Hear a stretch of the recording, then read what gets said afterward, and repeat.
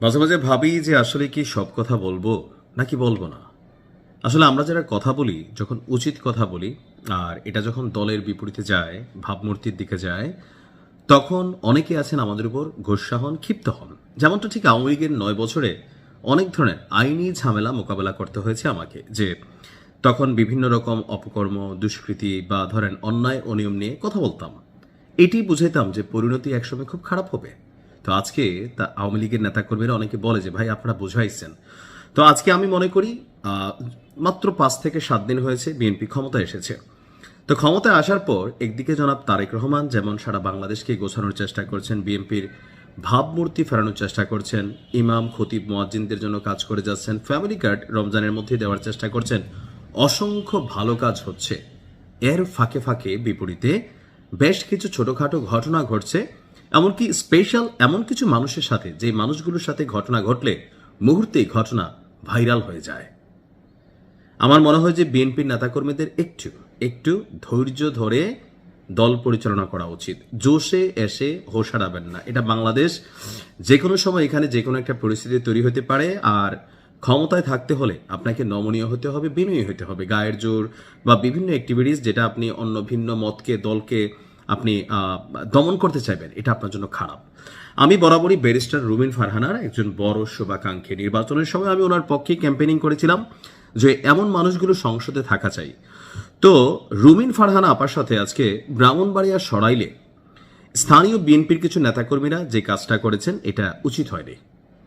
অভিযোগ হচ্ছে যে বিএনপি নেতাকর্মীদের বাধার মুখে শহীদ মিনারে শ্রদ্ধা জানাতে পারেননি আপনার স্বতন্ত্র সংসদ সদস্য এবং বিএনপির সাবেক নেত্রী ব্যারিস্টার রুমিন ফারহানা। দেখেন, দিন শেষে ওইখানে জোটগত ইস্যুতে রুমিন ফারহানা দল থেকে মনোনয়ন পাওয়ার সুযোগ ছিল না, বাট তিনি তো সারাটা জীবন এই দলের রাজনীতি করেছেন।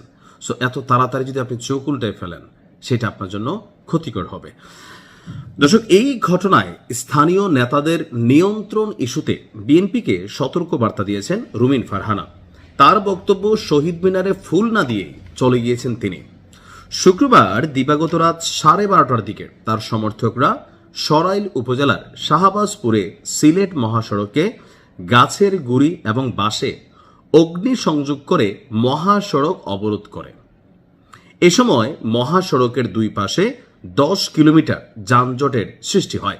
অর্থাৎ রুমিন ফারহানার সমর্থকরা ক্ষেপে এই কর্মকাণ্ড করেছেন। তো কেন করলেন?